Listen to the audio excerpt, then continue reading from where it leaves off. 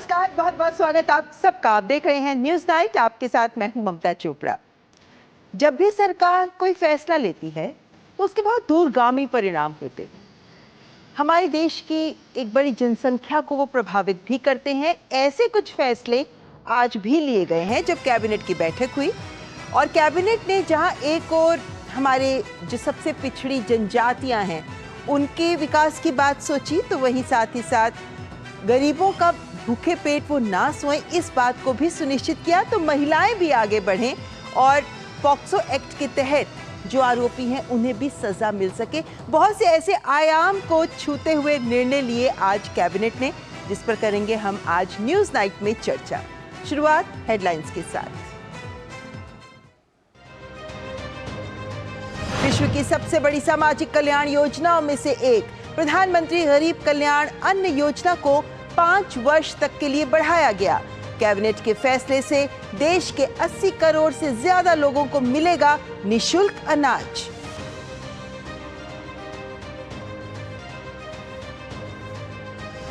केंद्र सरकार अगले 2 सालों में महिला स्वयं सहायता समूहों को उपलब्ध कराएगी 15,000 ड्रोन। कैबिनेट ने पीएम जनजातीय आदिवासी न्याय महाअभियान योजना को भी दी मंजूरी।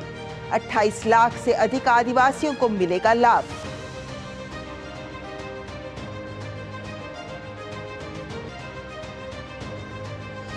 पूर्वोत्तर में शांति के एक नए युग की शुरुआत।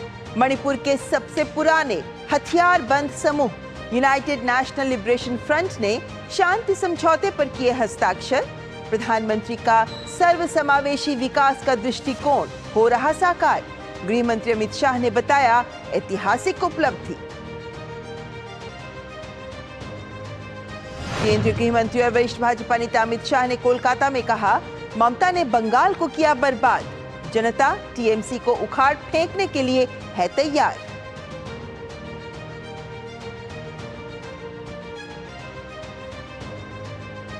तेलंगाना में कल होने वाले विधानसभा चुनाव की सभी तैयारियां पूरी।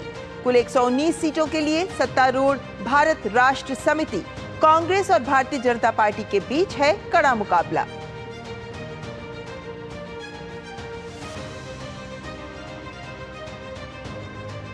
उत्तरकाशी के सिलक्यारा टनल से बाहर निकाले गए सभी 41 श्रमवीर पूरी तरह से स्वस्थ। एम्स ऋषिकेश ने जारी किया हेल्थ बुलेटिन। सीएम धामी ने श्रमिकों को प्रदान की 1-1 लाख रुपए की प्रोत्साहन राशि।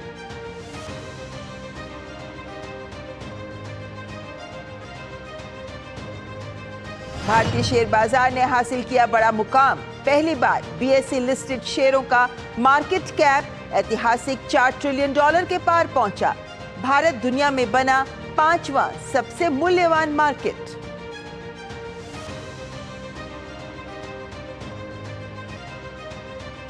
और इजराइल हमास संघर्ष विराम समझौते से लोगों को राहत पहुंच रही है मानवीय सहायता। भारत ने संघर्ष विराम समझौते का किया स्वागत। आतंकवाद के प्रति जीरो टॉलरेंस की प्रतिबद्धता दोहराई।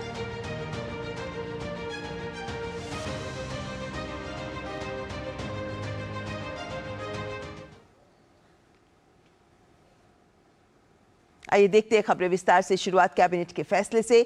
देश का कोई भी गरीब भूखा ना सोए, इसे सुनिश्चित करती है प्रधानमंत्री गरीब कल्याण योजना, जिसे लेकर आज कैबिनेट ने महत्वपूर्ण फैसला लेते हुए इस योजना को जनवरी 2024 से अगले 5 सालों के लिए बढ़ा दिया है और इससे 80 करोड़ से अधिक लोगों को लाभ होगा।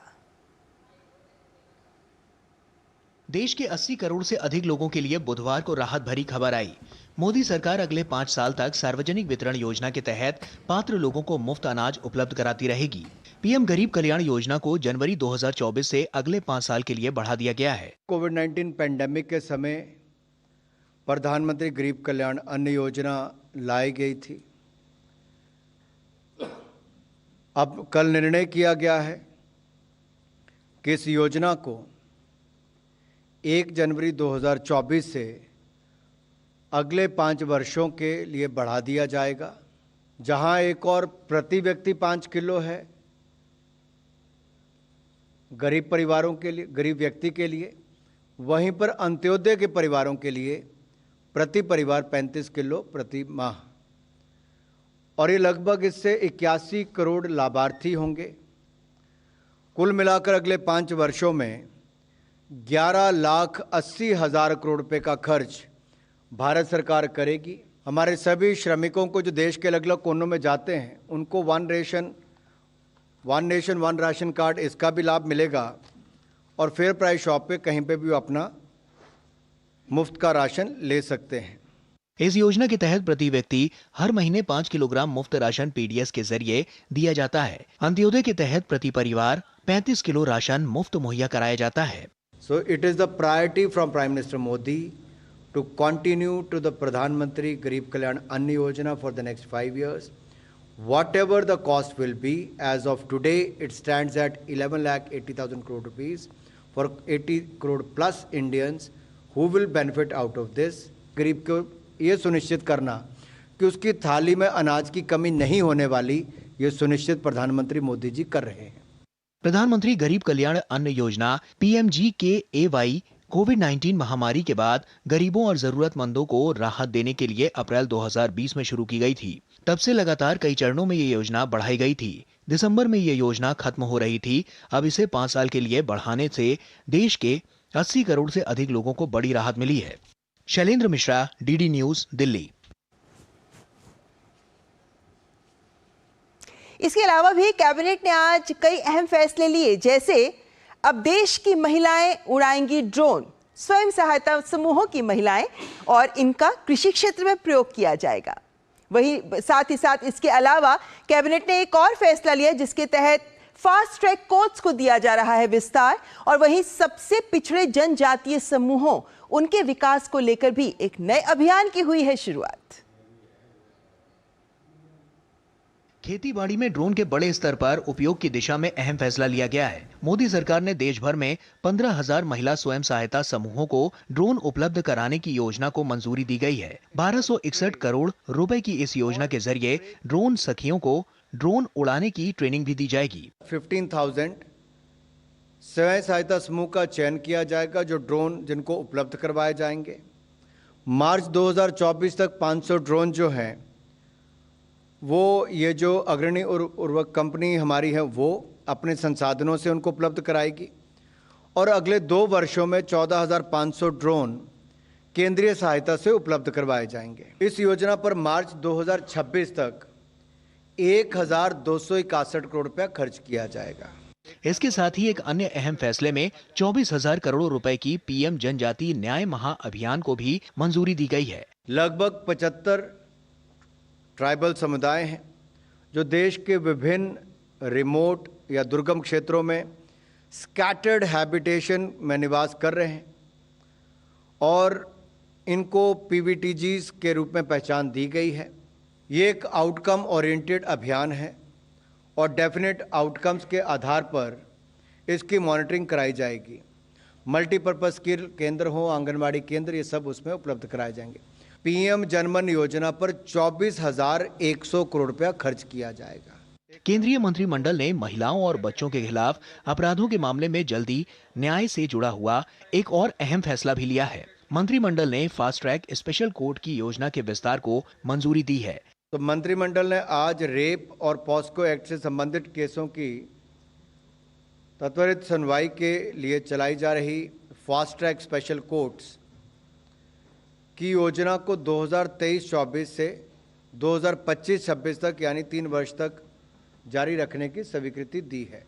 वर्तमान में 28 राज्यों, केंद्र शासित प्रदेशों में कुल मिलाकर 773 फास्ट ट्रैक स्पेशल कोर्ट्स कार्यरत हैं, जिनमें से 415 एक्सक्लूसिवली पॉक्सो मामलों के लिए है। इस योजना का मूल्यांकन निर्भया फंड की एम्पावर्ड कमेटी द्वारा कराया गया है और थर्ड पार्टी मूल्यांकन भी इसका किया गया है।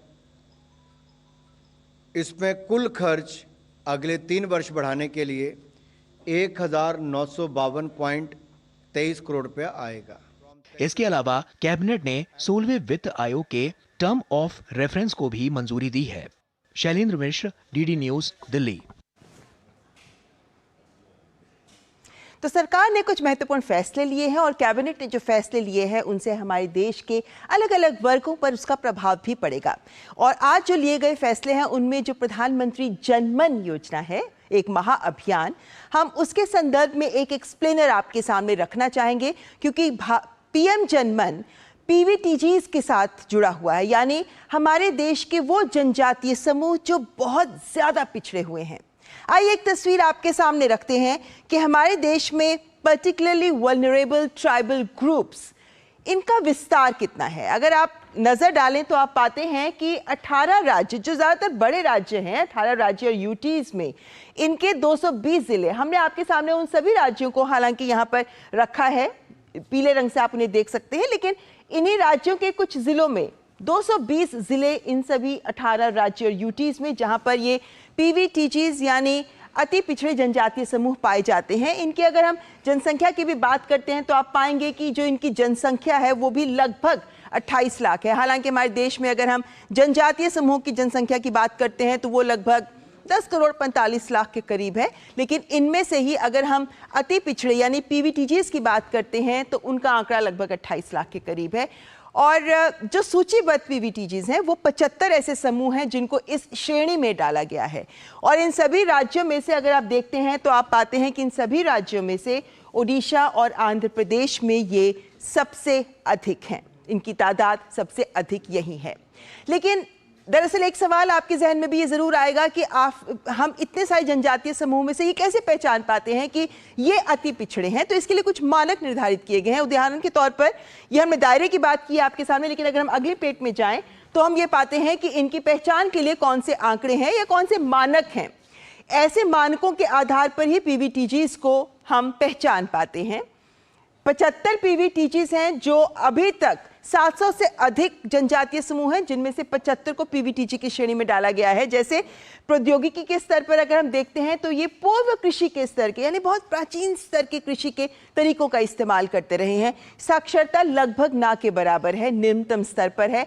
आर्थिक पिछड़ापन इन पे बहुत ज्यादा है। इनकी जनसंख्या की भी बात करते हैं तो वो या तो कम हो रही है या फिर वो स्थिर है, बढ़ नहीं रही है। ऐसे कुछ मानक हैं जिनके आधार पर माना जाता है कि ये समूह पीवीटीजी श्रेणी में आता है।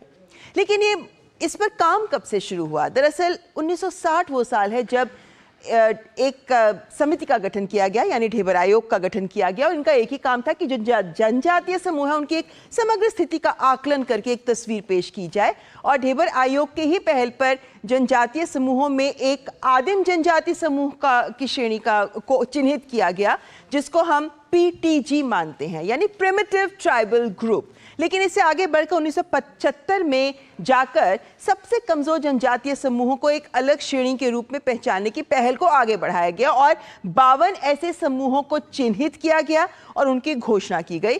लेकिन इसके बाद इनकी तादाद बढ़ी और 1993 में अतिरिक्त 23 इनके साथ जुड़ गए और इस तरह कुल देखें तो 705 अनुसूचित जनजातियों में से कुल 75 पीवीटीजीज हमारे सामने हैं, जो आज भी हम मानते हैं 75 समूह ऐसे हैं जो बहुत ज्यादा पिछड़े हुए हैं। लेकिन 2006 में प्रिमिटिव ट्राइबल ग्रुप का नाम बदलकर हमने उसका नाम ही कर दिया है पर्टिकुलरली वल्नरेबल ट्राइबल ग्रुप। लेकिन पीवीटीजी समुदाय जो भी हैं उन सबकी कुछ विशिष्टताएं हैं, कुछ विशेषताएं हैं। जैसे उनमें से ज्यादातर समरूप एक जैसे से होते हैं, होमोजीनियस होते हैं, उनकी आबादी बहुत छोटी होती है, भौगोलिक रूप से बिल्कुल अलग थलग होते हैं, मुख्य समाज से जुड़ते नहीं हैं। लिखित भाषा का तो लगभग बिल्कुल अभाव होता है, अपेक्षाकृत पिछड़ी हुई तकनीक, लेकिन परिवर्तन को लेकर भी इनमें बहुत बेरुखी होती है, ये आसानी से परिवर्तन को अपनाते नहीं हैं। और इसीलिए सरकार का ये लक्ष्य है कि इन देश के 220 जिलों में ये जो बहुत पिछड़ी हुई जनजातीय समूह हैं इन्हें भी विकास की मुख्य धारा से जोड़ा जाए। और इसीलिए विकास का जो लक्ष्य लेकर हम चल रहे हैं, यानी पीवीटीजी विकास मिशन जो हम लेकर चल रहे हैं, उसका लक्ष्य ही सरकार ने रखा है संरक्षण सह विकास। यानी पीवीटीजीज यानी ये जो बहुत पिछड़े हुए जनजातीय समूह हैं उनकी अपनी विशिष्टताओं का भी संरक्षण किया जाए, लेकिन साथ ही साथ उन्हें विकास की मुख्य धारा से भी जोड़ा जाए, विकास की जो बुनियादी योजनाएं हैं वो उन तक भी पहुंचे। क्योंकि अगर हम कह रहे हैं कि भारत को एक विकसित राष्ट्र बनना है तो कोई भी एक समूह ऐसा नहीं हो सकता जो इस विकास की दौड़ से पिछड़ जाए। ऐसे में हमारे जनजातीय समूह जो बहुत पिछड़े हुए हैं उन्हें भी साथ जोड़ना बेहद जरूरी है और इसीलिए कैबिनेट के द्वारा आज जो पीएम जनमन का महत्वपूर्ण फैसला लिया गया है वो बेहद महत्वपूर्ण है। और फिलहाल आगे हम बात करेंगे, चर्चा भी करेंगे न्यूज नाइट में कि कैबिनेट के लिए गए आज फैसलों की क्या महत्ता रही है, लेकिन उससे पहले यहां रुकेंगे एक ब्रेक के लिए। साल बरस और सदी नहीं, एक युग गुजर जाएगा, उम्र न पूछो वंडर की, जब फर्क नजर आएगा। वंडर सीमेंट, फर्क नजर आएगा। मोदी सरकार की गारंटी, किसानों को हर साल रुपए 6,000, 11 करोड़ 80 लाख किसानों को अब तक 2,60,000 करोड़ रुपए की सहायता। हमारा संकल्प विकसित भारत।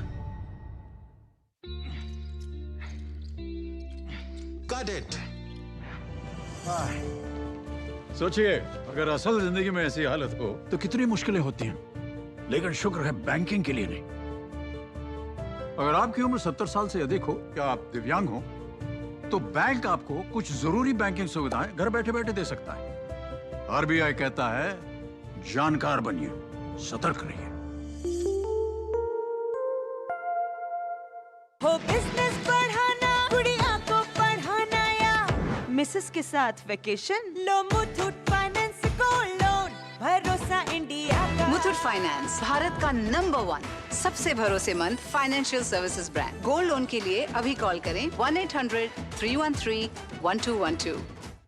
तुमने नौकरी छोड़ दी, अब आगे क्या प्लान है? Full time mutual fund distribution. बेटा, इतने में घर कैसे चलेगा? पापा, मेरे पास 150 क्लाइंट्स ऑलरेडी हैं और नए क्लाइंट्स मिलते रहते हैं।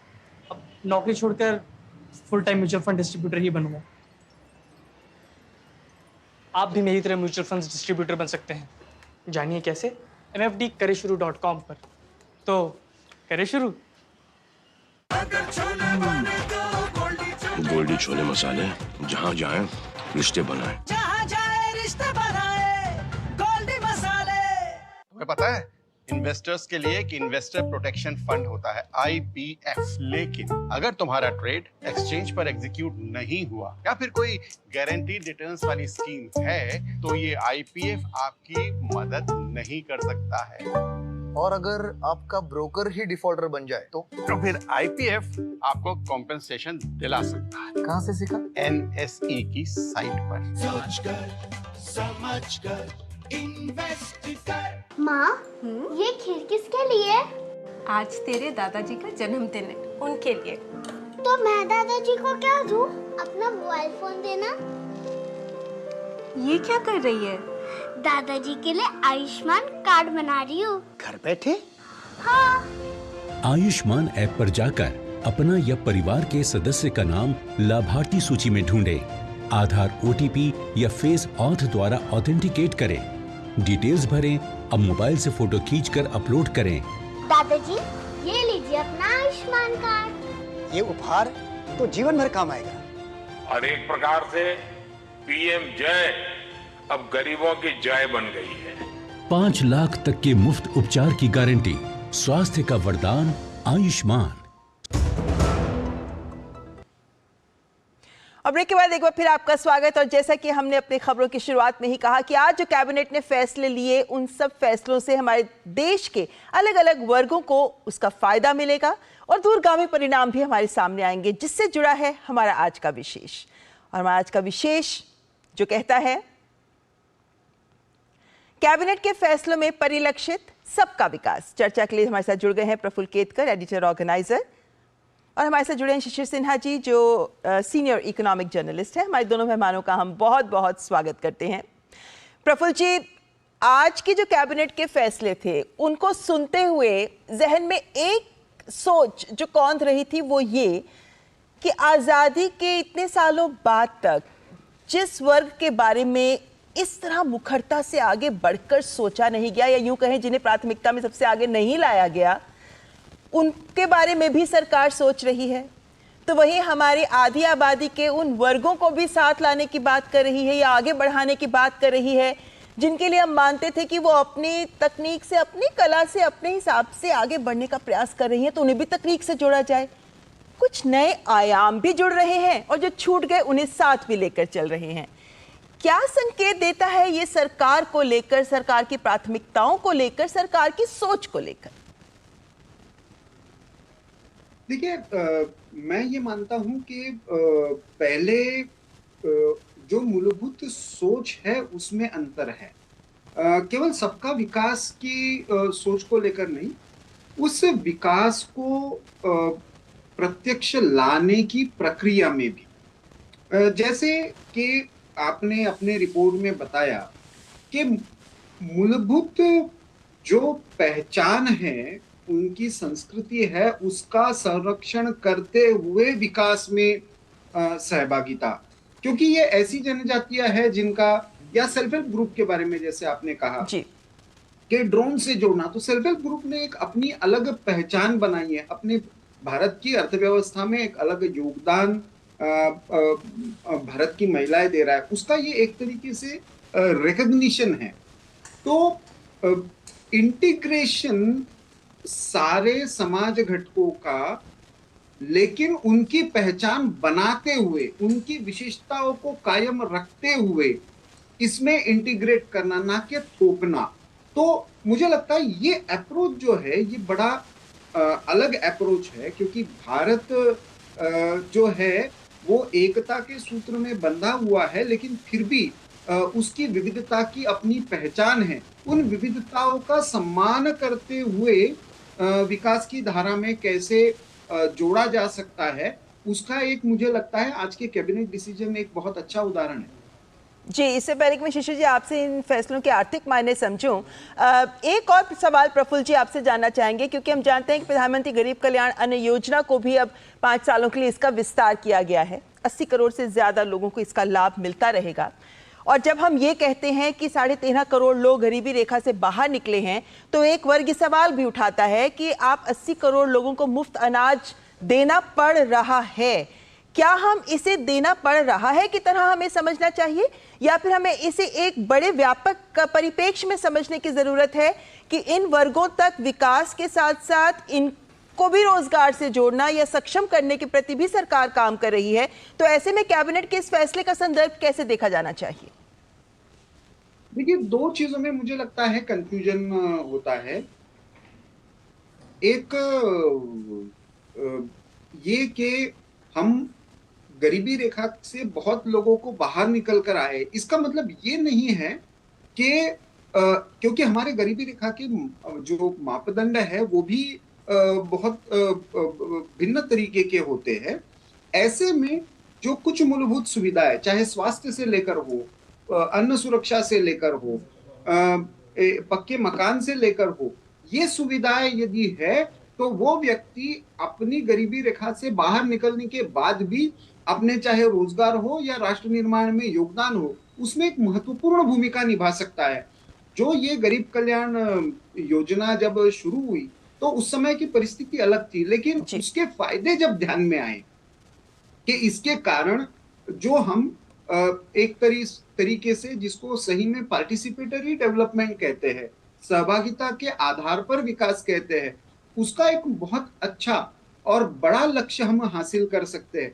जैसे आप गैस की जो उज्ज्वला योजना के बारे में देखिए, एक तो हिस्सा ये हुआ कि हमने एक्सेस दिया, महिलाओं को एक्सेस दिया, लेकिन वो लकड़ी लाना हो, धुएं से आजादी हो, इसके कारण उसका जो समय मिला, उसका जो सदुपयोग और कंस्ट्रक्टिव कामों में, सकारात्मक कार्य में जो ऊर्जा लगी है, उसका कोई कैलकुलेशन करेगा या नहीं? तो मुझे लगता है कि इस तरीके से उसको देखना चाहिए कि एक तरफ हम समाज के बहुत बड़े वर्ग को गरीबी रेखा से बाहर निकाल रहे हैं, दूसरी तरफ समाज जीवन में, राष्ट्र जीवन में और उसके अपनी वैयक्तिक उन्नयन में उसको आगे बढ़ने का मौका भी दे रहे हैं। इन दोनों का एक संतुलन के रूप में इन दोनों निर्णयों को देखना चाहिए। जी, चलिए शिशिर जी हमारे साथ जुड़े हुए हैं, आपका भी इसमें पक्ष क्या है ये भी जानना चाहेंगे। शिशिर जी, आप क्या ऐड करना चाहेंगे इसमें? देखिए, अगर मैं गरीब कल्याण जो अन्य योजना की हम लोग बात करें, इसका एक पहलू तो जैसा प्रफुल्ल जी ने भी जिसकी चर्चा की, सहभागिता और उन लोगों को जो कि गरीबी रेखा से बाहर आ गए हैं उनके लिए किस तरीके से उनकी और मदद जो है वो जारी रखी जाए। एक पहलू इसका ये भी है कि जब आप 81 करोड़ लोगों के लिए 5 साल तक मुफ्त अनाज की व्यवस्था करेंगे तो वो अनाज की खरीद कौन करेगा? वो सरकार करेगी। और जब सरकार किसानों से खरीद करेगी तो किसानों के लिए एक बेहतरी की बात ये होगी कि उनको सरकारी जो खरीद मूल्य है, जिसको हम लोग मिनिमम सपोर्ट प्राइस कहते हैं, उस पर उनको अपने अनाज को बेचने की सुविधा मिलेगी।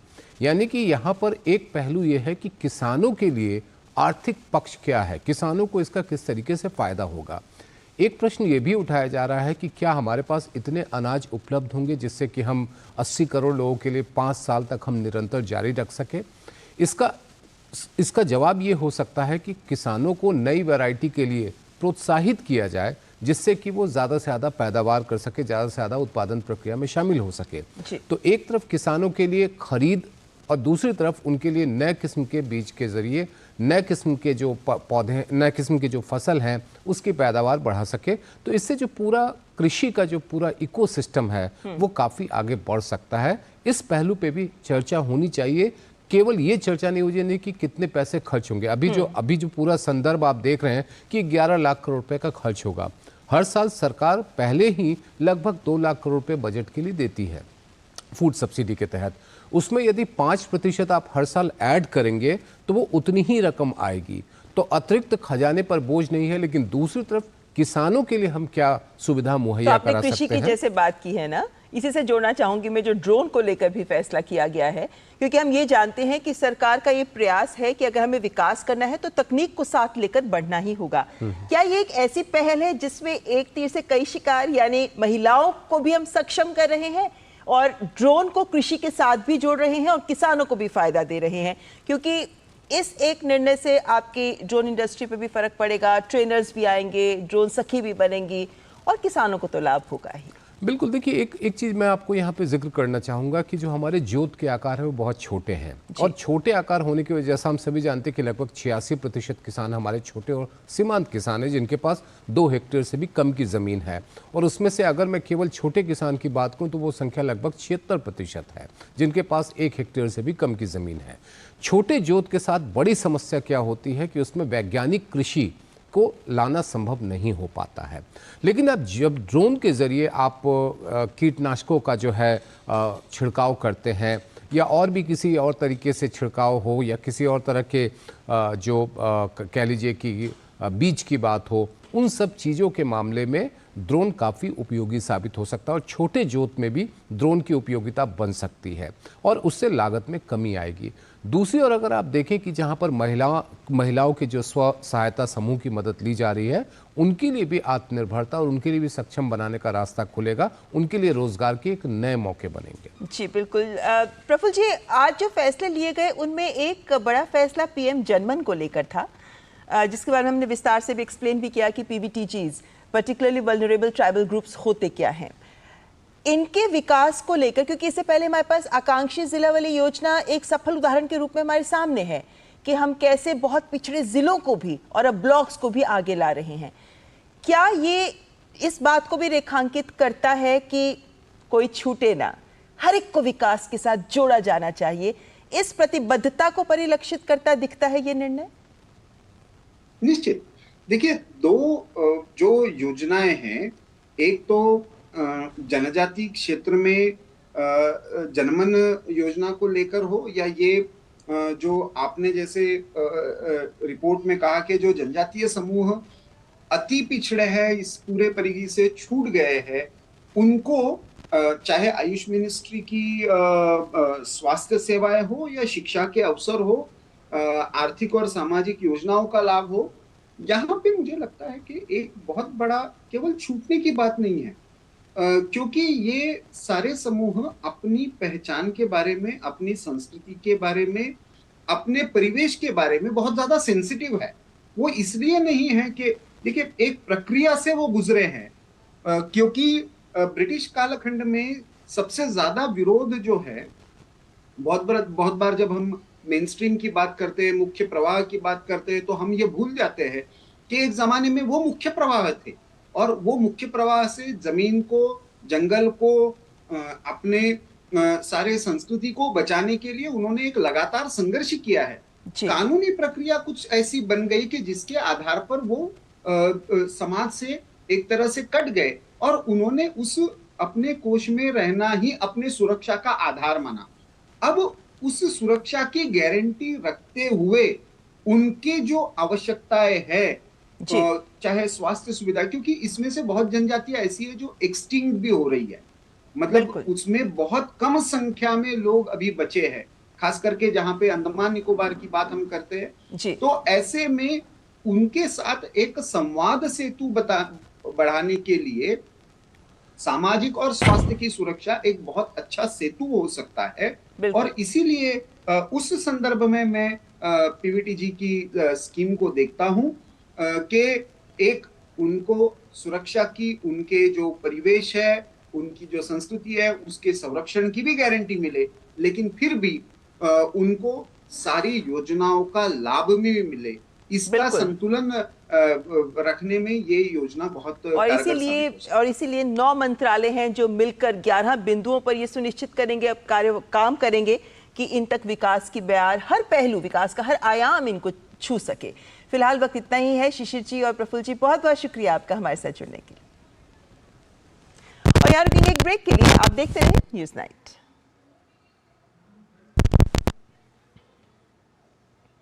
और सदी नहीं, एक युग गुजर जाएगा। उम्र न पूछो वंडर की, जब फर्क नजर आएगा। वंडर सीमेंट, फर्क नजर आएगा। अब क्या देख रहे हो पापा? तुम कहते हो ना कि स्टॉक मार्केट में बहुत सोच समझकर इन्वेस्ट करना चाहिए, बस थोड़ा सा ज्ञान ले रहा हूँ। किससे? हर एक स्टॉक्स एक्सपर्ट है, मस्त एजुकेशनल वीडियोस बनाता है और अच्छी इन्वेस्टमेंट की टिप्स भी देता है। पापा इन वीडियोस पे ना जाएं, अपना रिसर्च खुद करें या सेबी रजिस्टर्ड इन्वेस्टमेंट एडवाइजर से संपर्क करें। एजुकेशन के नाम पर कुछ इन्फ्लुएंसर्स अक्सर इन्वेस्टर को मिसगाइड करते हैं, नुकसान आपका होगा। सोचकर समझकर इन्वेस्ट कर। सिर्फ 4 दीवारों का मतलब घर नहीं होता। घर तो अपनों से बनता है, अपनों के सपनों से बनता है। हम तो बस आपका साथ निभाते हैं। आप ही तो हैं जो मकान को घर बनाते हैं। SBI होम लोन्स, मकान को घर बनाने के सफर में हमेशा आपका हमसफर। नमस्ते मास्टर जी। अरे करुण, तुम शहर से कब वापस आए? परसों आया मास्टर जी, माँ का बार बार फोन। अच्छा गिरधर, तुमने जो जानकारी दी उससे मेरे बेटे का काफी भला हुआ। Thank you sir. यार गिरी, तो पॉपुलर बन गया है तू? पॉपुलर नहीं यार, डिस्ट्रीब्यूटर बन गया म्यूचुअल फंड्स का। मैं इन सभी की मदद करता हूँ, उनका भला होता है तो वो दुआ देते हैं। वाह यार, अगर आप भी मेरी तरह म्यूचुअल फंड्स डिस्ट्रीब्यूटर बनना चाहते हैं तो चाहिए mfdkareshuru.com पर। तो करें शुरू। गोल्डी छोले मसाले, जहाँ जाए रिश्ते बनाए, जहाँ जाए रिश्ते बनाए, गोल्डी मसाले। एक ऐतिहासिक घटनाक्रम में भारत सरकार और मणिपुर सरकार ने घाटी स्थित मणिपुर के सबसे पुराने हथियारबंद समूह यूनाइटेड नेशनल लिबरेशन फ्रंट के साथ शांति समझौते पर आज नई दिल्ली में हस्ताक्षर किए हैं। ये समझौता पूरे पूर्वोत्तर, विशेषकर मणिपुर में शांति के एक नए युग की शुरुआत को बढ़ावा देने वाला है। प्रधानमंत्री नरेंद्र मोदी के विजन और केंद्रीय गृह एवं सहकारिता मंत्री अमित शाह के मार्गदर्शन में भारत सरकार ने उग्रवाद समाप्त करने और विकास को बढ़ावा देने के लिए 2014 से पूर्वोत्तर के कई सशस्त्र समूहों के साथ समझौतों पर हस्ताक्षर किए हैं। पहली बार घाटी स्थित मणिपुरी हथियारबंद समूह हिंसा छोड़कर मुख्य धारा में लौटने और भारत के संविधान और देश के कानून का सम्मान करने पर सहमत हुआ है। ये समझौता न केवल UNLF और सुरक्षा बलों के बीच विरोध को समाप्त करेगा, जिसने पिछली आधी शताब्दी से अधिक समय से दोनों पक्षों की ओर से बहुमूल्य जिंदगियां ली हैं, बल्कि समुदाय की दीर्घकालिक चिंताओं को दूर करने का भी अवसर प्रदान करेगा। मुख्यधारा में UNLF की वापसी से घाटी स्थित अन्य सशस्त्र समूह भी आने वाले समय में शांति प्रक्रिया में भाग लेने के लिए प्रोत्साहित होंगे। केंद्रीय गृह मंत्री अमित शाह ने सोशल मीडिया प्लेटफॉर्म X पर UNLF के मुख्यधारा में लौटने का स्वागत किया। उन्होंने कहा कि ये समझौता PM मोदी के सर्वसमावेशी विकास के दृष्टिकोण को साकार करता है। पूर्वोत्तर में युवाओं को बेहतर भविष्य प्रदान करने की दिशा में ये एक ऐतिहासिक उपलब्धि है।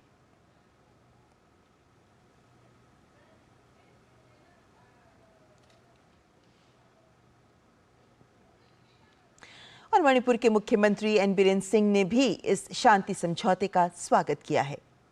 उन्होंने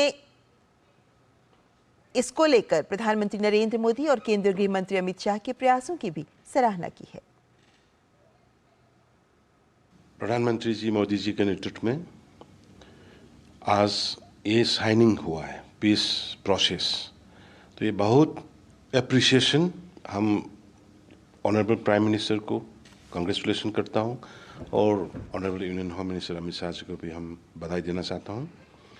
और इसमें और जो यूएनएलएफ का जो कैडर लोग जो है, जो उसका सेना लोग जो भी है, उन लोगों ने ये शांति रास्ता में आने के लिए जो राज़ी हुआ है, इसके लिए भी हम यूएनएलएफ का कैडर लोग को, उसका मेंबर लोग को अपने दिल से अप्रिशिएट करता हूँ।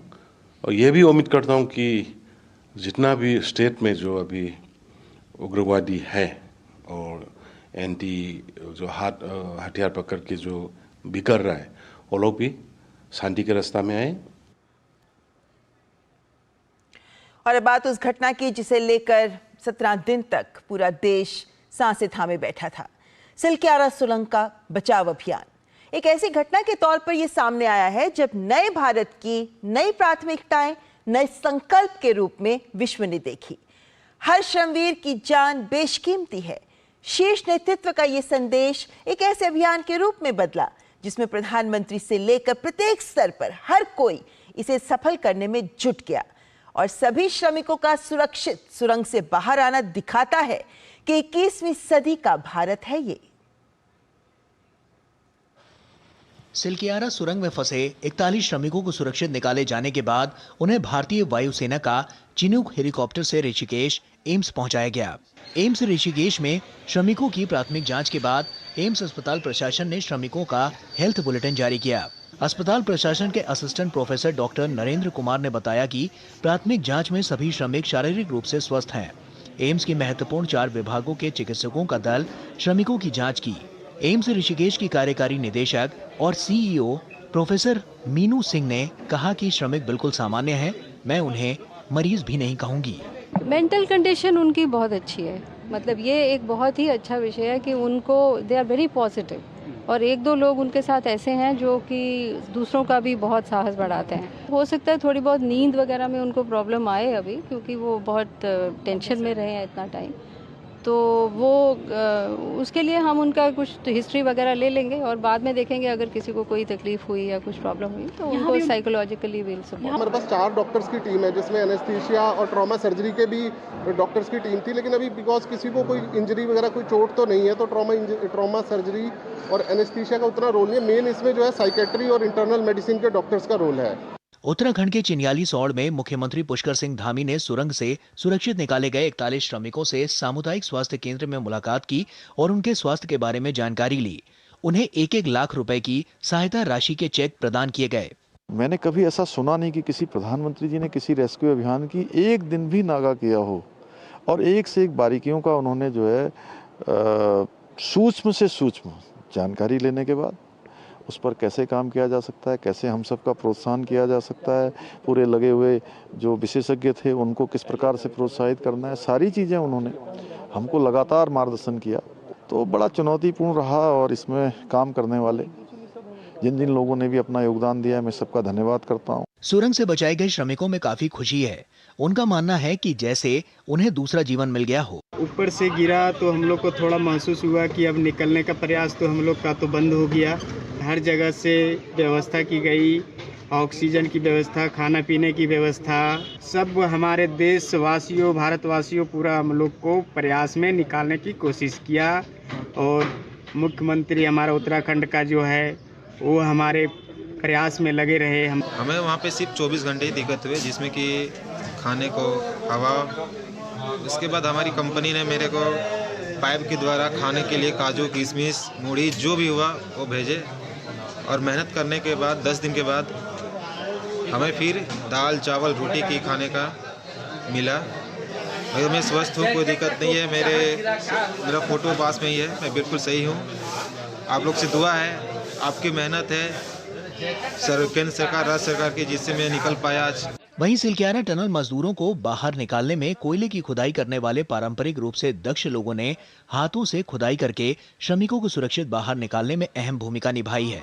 उत्तराखंड के मुख्यमंत्री पुष्कर सिंह धामी ने घोषणा की है कि सुरंग के अंदर बचाव अभियान में काम करने वाले सभी कर्मियों को 50,000 रुपए की प्रोत्साहन राशि दी जाएगी। जब ये लड़के मेरे 4 अंदर गए तो उन्होंने, लड़कों ने जो अंदर 41 थे, उन्होंने मेरे को बुलाया। मैं उनके पास गया, उन्होंने मेरे को बहुत प्यार करा, बहुत सम्मान दिया और मेरे को एक चॉकलेट दी और मेरे से बोलने लगे, आपको क्या चाहिए? हमारी जान चाहिए या प्यार, पैसा चाहिए या भगवान का ओहदा चाहिए? मैंने उनसे कहा, मुझे आपका प्यार चाहिए, मुझे कुछ नहीं चाहिए, आप मेरे साथ चलो। मुझे यही सब कुछ मिल गया।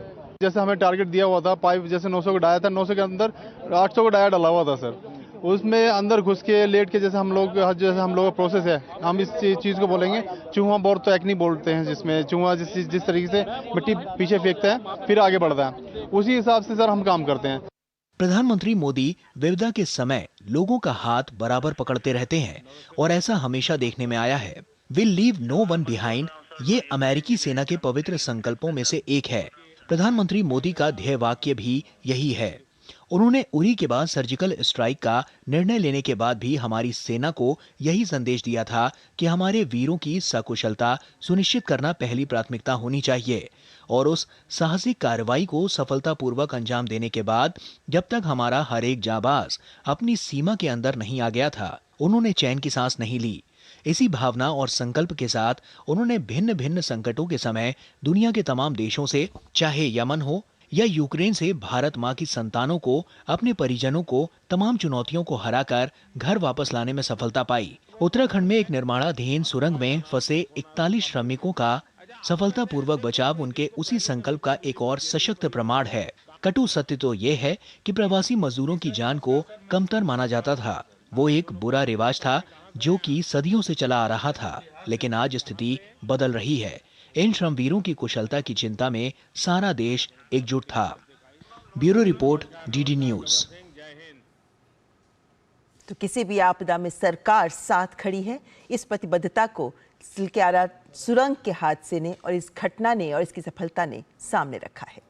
और ऑस्ट्रेलियाई प्रधानमंत्री एंथनी एल्बनीज़ी ने भी उत्तराखंड में सिलक्यारा सुरंग के अंदर फंसे 41 श्रमिकों को सुरक्षित बाहर निकालने के लिए सफलतापूर्वक बचाव अभियान चलाने के लिए भारतीय एजेंसियों की सराहना की है।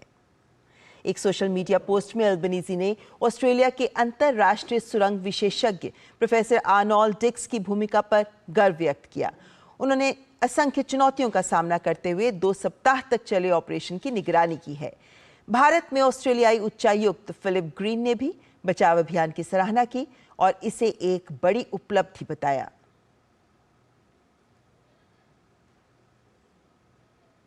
और भारत में तैनात स्पेन के राजदूत जोसे मारिया रिदाओ डोमिंगुएज ने सिलक्यारा सुरंग से श्रमवीरों को सुरक्षित निकाले जाने की सराहना की। Yes, it's an immense happiness, an immense joy to know that 41 people are released, and I congratulate all the people working on this difficult task, because at the beginning we were all very sad, and we wanted this result, and this result finally come. और फिलहाल यहाँ रुकेंगे एक break के लिए। आप देखते रहें न्यूज़ नाइट। साल, बरस और सदी नहीं, एक युग गुजर जाएगा। उम्र न पूछो वंडर की, जब फर्क नजर आएगा। वंडर सीमेंट, फर्क नजर आएगा। Congrats यार। राज, तू क्या करेगी? I have cleared my exams. मैं म्यूचुअल फंड डिस्ट्रीब्यूटर बनूंगी। म्यूचुअल फंड डिस्ट्रीब्यूटर, स्कोप क्या है इसमें? MFD में स्कोप अनलिमिटेड है। शुरुआत के सालों में मैं जितनी मेहनत करूंगी, जितने कस्टमर्स बनाऊंगी, उतना ही फ्यूचर में मेरा भला होगा। आप भी मेरी तरह म्यूचुअल फंड डिस्ट्रीब्यूटर बन सकते हैं। जानिए कैसे, mfdkarenshuru.com पर। तो करें शुरू। मोदी सरकार की गारंटी, महिलाओं के लिए धुआं मुक्त रसोई। प्रधानमंत्री उज्ज्वला योजना के तहत 10 करोड़ गैस कनेक्शन। हमारा संकल्प, विकसित भारत। हो बिजनेस बढ़ाना, गुड़िया को पढ़ाना या मिसेस के साथ वेकेशन, लो मुथूट फाइनेंस गोल्ड लोन, भरोसा इंडिया का। मुथूट फाइनेंस भारत का नंबर 1 सबसे भरोसेमंद financial services brand. Gold loan के लिए अभी कॉल करें 1-800-313-1212। गोल्डी छोले मसाले, जहाँ जाए रिश्ते बनाए, जहाँ जाए रिश्ते बनाए, गोल्डी मसाले। सिर्फ 4 दीवारों का मतलब घर नहीं होता। घर तो अपनों से बनता है, अपनों के सपनों से बनता है। हम तो बस आपका साथ निभाते हैं। आप ही तो हैं जो मकान को घर बनाते हैं। SBI होम लोन्स, मकान को घर बनाने के सफर में हमेशा आपका हमसफर। साल बरस और सदी नहीं, एक युग गुजर जाएगा। उम्र न पूछो वंडर की, जब फर्क नजर आएगा। वंडर सीमेंट, फर्क नजर आएगा। और ब्रेक के बाद अब बात तेलंगाना की, क्योंकि धुआंधार चुनाव प्रचार के बाद कल यानी गुरुवार को तेलंगाना विधानसभा चुनाव की 119 सीटों के लिए वोट डाले जाएंगे। इससे पहले करीब महीने भर प्रदेश में सभी पार्टियों के दिग्गजों ने चुनाव प्रचार किया और जनता के सामने अपने दावों और वादों को रखा। और अब बारी जनता की है, जो समृद्ध और विकसित तेलंगाना के निर्माण को ध्यान में रखकर अपने मताधिकार का इस्तेमाल करेगी। तेलंगाना विधानसभा की 119 सीटों के लिए मतदान गुरुवार सुबह 7 बजे शुरू होगा और शाम 6 बजे तक चलेगा। शांतिपूर्ण और निष्पक्ष मतदान के लिए चुनाव आयोग ने तैयारियां पूरी कर ली हैं। प्रदेश की 119 सीटों में अनुसूचित जाति के लिए 19 सीट और अनुसूचित जनजाति के लिए 12 सीट आरक्षित हैं। प्रदेश के 3 करोड़ 26 लाख से ज्यादा मतदाता 2290 उम्मीदवारों के राजनीतिक भविष्य का फैसला करेंगे। मतदाताओं में 1 करोड़ 63 लाख 13 हजार से ज्यादा पुरुष, 1 करोड़ 63 लाख 2 हजार से ज्यादा महिला और 2676 ट्रांसजेंडर शामिल हैं। पहली बार मतदान करने वाले युवा मतदाताओं की संख्या भी करीब 10 लाख है। निष्पक्ष और शांतिपूर्ण मतदान के लिए 35,000 से ज्यादा मतदान केंद्र बनाए गए हैं। इनमें लगभग 12,000 संवेदनशील मतदान केंद्र हैं।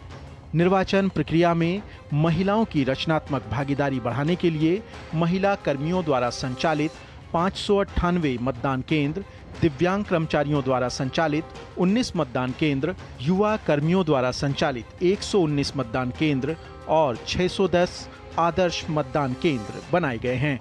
तेलंगाना में 30 नवंबर को मतदान होना है। मतदान के लिए सुरक्षा के तमाम प्रबंध किए गए हैं। चप्पे चप्पे पर सुरक्षा बलों की तैनाती की गई है। संदेश साफ है कि लोग निर्भीक होकर मतदान में हिस्सा लें। 2.5 लाख से अधिक कर्मचारियों को चुनाव ड्यूटी पर लगाया गया है। शांतिपूर्ण मतदान सुनिश्चित करने के लिए तेलंगाना विशेष पुलिस की 50 कंपनियां और केंद्रीय बलों की 375 कंपनियों को तैनात किया गया है। किसी भी वोटर को दिक्कत ना हो, इसके लिए पूरी सिक्योर्ड एटमॉस्फेयर 375 कंपनीज से केंद्रीय बल की भी आई हमारे पास, plus of course state government की तरफ से स्टेट गवर्नमेंट के पुलिस जो थे वो करीब 45,000 और आसपास के स्टेट से भी हमने करीब 23,000 पुलिस कर्मियों को बुलाया है। निष्पक्ष और शांतिपूर्ण मतदान के लिए राज्य में धारा 144 भी लगाई गई है। 28 तारीख 5 बजे से 30 तारीख की 5 बजे तक 144 सेक्शन अमल में है, जिसके तहत कोई मीटिंग, रैली, लाउड स्पीकर वगैरह इस्तेमाल नहीं किया जा सकता है। तेलंगाना में मुख्य मुकाबला बीआरएस, बीजेपी और कांग्रेस के बीच ही है, लेकिन एआईएमआईएम, सीपीआई, सीपीएम और बीएसपी के अलावा अनेक निर्दलीय उम्मीदवार भी मैदान में हैं। आंध्र प्रदेश से अलग होकर तेलंगाना 2 जून 2014 को नया राज्य बना था और अलग राज्य बनने के बाद तेलंगाना में दूसरी बार विधानसभा चुनाव हो रहा है। ऐसे में बड़ा सवाल ये है कि क्या के चंद्रशेखर राव जीत की हैट्रिक लगा पाएंगे या केसीआर के वर्चस्व को ध्वस्त कर प्रदेश की सत्ता पर बीजेपी काबिज हो जाएगी। सवाल तो ये भी है कि क्या कांग्रेस 3 दशक पहले वाली राजनीतिक हैसियत हासिल कर पाएगी। इनके जवाब के लिए 3 दिसंबर तक इंतजार करना होगा, जब वोटों की गिनती के बाद नतीजों का ऐलान होगा। तेलंगाना विधानसभा चुनाव में परिवारवाद और भ्रष्टाचार के मामले में बीजेपी और कांग्रेस दोनों के सुर एक थे और दोनों केसीआर पर परिवारवाद और भ्रष्टाचार के मामले में लगातार आक्रामक थे। कैमरामैन ललित और अपने सहयोगी धीरज और उर्मिलेश के साथ हैदराबाद से राजेश राज, डीडी न्यूज के लिए। विश्व के सबसे प्रतिष्ठित फिल्म उत्सवों में शुमार भारत का अंतर्राष्ट्रीय फिल्म महोत्सव इसके 54वें संस्करण का समापन हो गया है। इस वर्ष इफी ने कई महत्वपूर्ण उपलब्धियां हासिल की। क्या रहा खास इस साल सिनेमा के इस महाकुंभ में, आइए आपको दिखाते हैं। 54वें भारतीय अंतर्राष्ट्रीय फिल्म महोत्सव का रंगारंग समापन हो गया। एक लंबा सफर तय करते हुए आज इफी दुनिया की सबसे प्रतिष्ठित फिल्म उत्सवों में शुमार हो चुका है। दुनिया की श्रेष्ठ फिल्में और कलाकार आज इफी में हिस्सा लेने के लिए खिंचे चले आते हैं। इफी 2023 में कई बातें पहली बार हुई और कई महत्वपूर्ण उपलब्धियां भी हासिल की। 20 नवंबर को हुए भव्य उद्घाटन समारोह में सुप्रसिद्ध अभिनेत्री माधुरी दीक्षित को भारतीय सिनेमा में विशेष पहचान बनाने के लिए पुरस्कृत किया गया। 75 क्रिएटिव माइंड्स ऑफ टुमारो का तीसरा संस्करण बेहद सफल रहा। NFDC फिल्म बाजार, जो आज एशिया के सबसे बड़े फिल्म बाजार के रूप में विकसित हुआ है, फिल्म बाजार ने 17वें संस्करण में भारत के कोने कोने से आए फिल्म निर्माताओं को वैश्विक निर्माताओं और वितरकों से जोड़ा। VFX एंड टेक पवेलियन की शुरुआत ने डिजिटल भारत की प्रगति प्रदर्शित की। As we bring down the curtains on this 54th edition of International Film Festival of India, this IFFI edition was truly extraordinary, filled with notable firsts and groundbreaking achievements that showcase the best of filmmaking. We curated the screenings of about 250 films, that is close to 30,000 minutes of viewing across 68 international and 17 Indian languages from 78 countries worldwide. महिला सशक्तिकरण के प्रति भारत की प्रतिबद्धता को दर्शाते हुए इस वर्ष इफी में 40 उल्लेखनीय महिला फिल्म निर्माताओं की फिल्में प्रदर्शित की गयीं। कई महत्वपूर्ण घोषणाएं भी इफी के मंच से हुई। सरकार देश में विदेशी फिल्म बनाने के लिए लगातार प्रोत्साहन दे रही है। इसी कड़ी में फिल्म निर्माण में जो खर्च आएगा उसमें प्रोत्साहन राशि 40% तक बढ़ाई जाएगी। उल्लेखनीय है कि इसकी अधिकतम सीमा 30 करोड़ रुपए होगी। इस वर्ष के उत्सव के सभी स्थलों पर दिव्यांगों को विशेष रूप से सुविधाएं दी गयीं। दृष्टि और श्रवण बाधित प्रतिनिधियों के लिए एम्बेडेड ऑडियो विवरण और सांकेतिक भाषा प्रावधानों के साथ 4 अतिरिक्त विशेष स्क्रीनिंग की गयी। इफी 2023 का समापन भी बेहद यादगार रहा। अंतर्राष्ट्रीय खंड में 198 फिल्मों का प्रदर्शन हुआ। 20 से अधिक मास्टर क्लास और इन कन्वर्सेशन सत्र आयोजित किए गए। विश्व विख्यात अभिनेता और निर्माता माइकल डगलस को इफी 2023 का सत्यजीत रे लाइफ टाइम अचीवमेंट सम्मान दिया गया, जो इफी का हिस्सा बन बेहद गौरवान्वित नजर आए। इफी 2023 ने महत्वपूर्ण उपलब्धियां हासिल करते हुए सिनेमा के हर आयाम का जश्न मनाया, साथ ही अपने दायरे का विस्तार करते हुए विविध अंतर्राष्ट्रीय दर्शकों का स्वागत किया और अंतर सांस्कृतिक सहयोग को बढ़ावा दिया। वैश्विक मंच पर भारतीय सिनेमा की बढ़ती मौजूदगी और बढ़ते वर्चस्व के रूप में इफी 2023 को याद किया जाएगा। इफी 2023 का हुआ समापन और अब तैयारी है अगले संस्करण की, अगले साल की, क्योंकि भारतीय सिनेमा का ये जश्न यूं ही जारी रहेगा। कैमरा पर्सन प्रमोद नेगी के साथ जया सिन्हा, डीडी न्यूज, गोवा। भारतीय शेयर बाजार में बुधवार का दिन निवेशकों के लिए बहुत सारी खुशी लेकर आया। बीएसई का सेंसेक्स 728 अंक की बढ़त के साथ 66,902 के स्तर पर बंद हुआ, जबकि एनएसई का निफ्टी 207 अंकों की तेजी के साथ 20,097 के स्तर पर बंद हुआ। इसके साथ ही देश का सबसे बड़ा stock exchange Bombay stock exchange का संयुक्त बाजार पूंजीकरण $4 ट्रिलियन को पार कर गया। भारतीय शेयर बाजार ने बुधवार को बड़ा मुकाम हासिल किया। पहली बार बीएसई लिस्टेड शेयरों का मार्केट कैप ऐतिहासिक $4 ट्रिलियन के पार पहुंचा। वर्तमान में 4 ट्रिलियन अमेरिकी डॉलर से अधिक एम कैप वाले एक्सचेंज में अमेरिका, चीन, जापान और हांगकांग के बाजार शामिल हैं।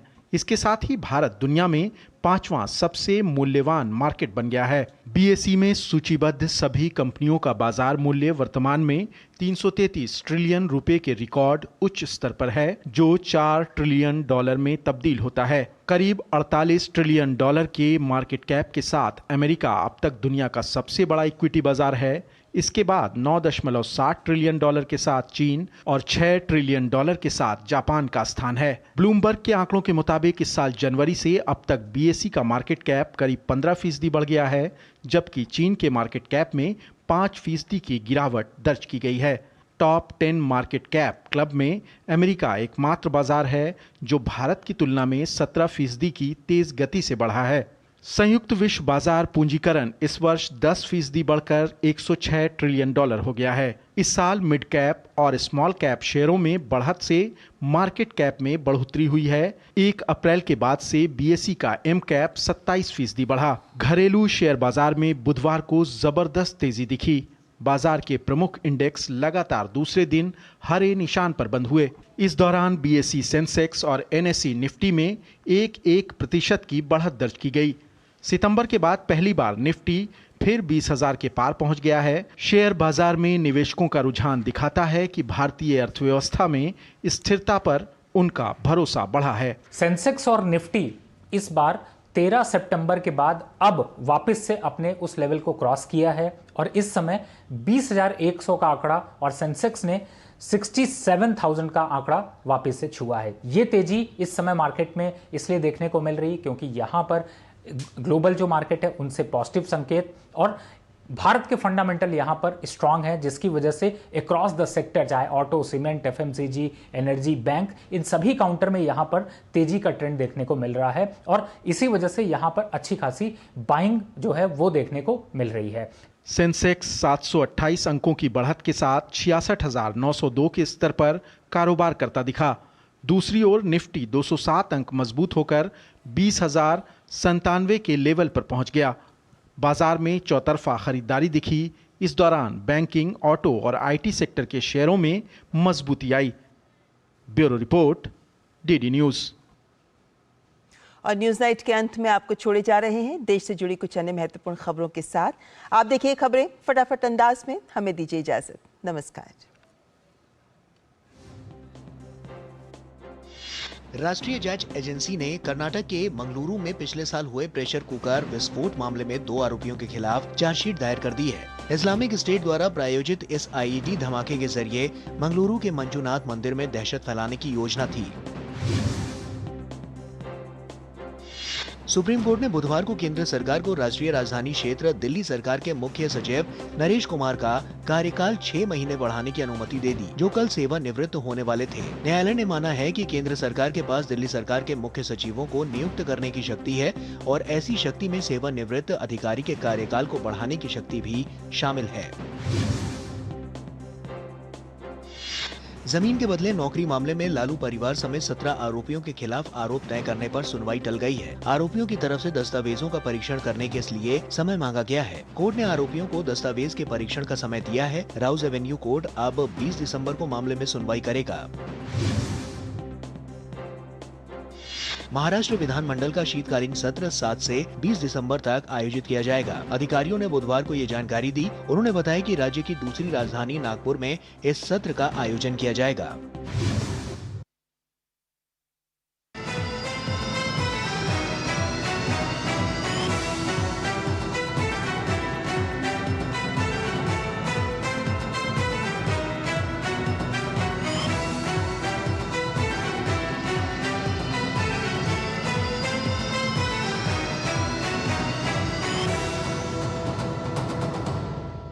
न्यूज नाइट के प्रायोजक थे